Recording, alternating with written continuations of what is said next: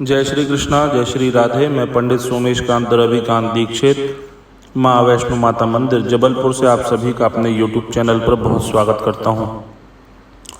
यदि आपने अब तक मेरे चैनल को सब्सक्राइब नहीं किया है तो इसे अवश्य करें, साथ ही बेल आइकन भी दबाएं जिससे आपको नित्य नई जानकारियाँ प्राप्त होंगी।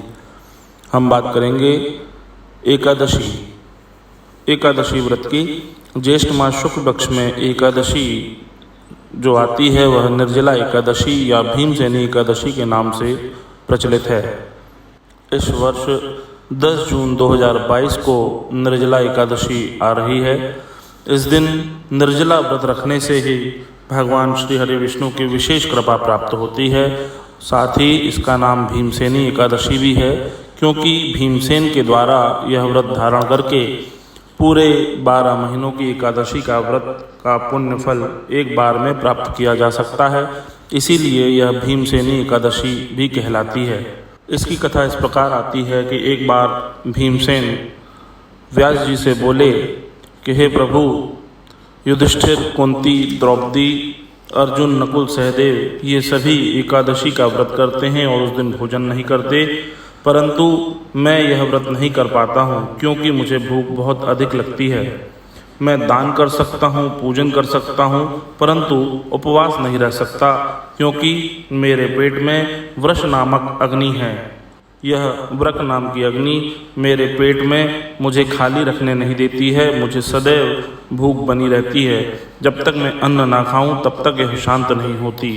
हे महामुने, कोई आप ऐसा उपवास करिए, क्या विस्तार करिए जिससे साल भर की एकादशी का व्रत का पुण्य फल प्राप्त हो जावे।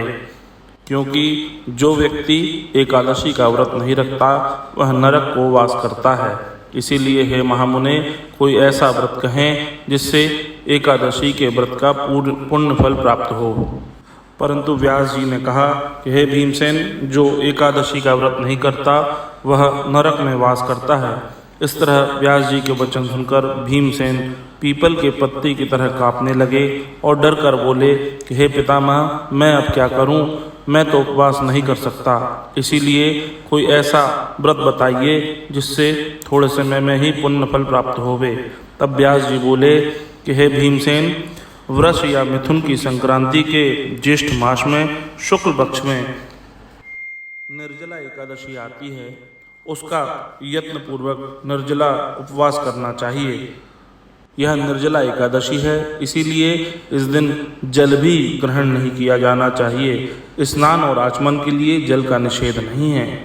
सिर्फ स्नान के समय एवं पूजन के समय, आचमन के समय जल का प्रयोग किया जा सकता है। उसके बाद दिन भर निर्जला व्रत करना चाहिए। उस दिन जल और अन्न कुछ भी नहीं ग्रहण करना चाहिए। सूर्योदय से लेकर एकादशी के सूर्योदय से लेकर द्वादशी के सूर्योदय तक निर्जला व्रत रखना चाहिए।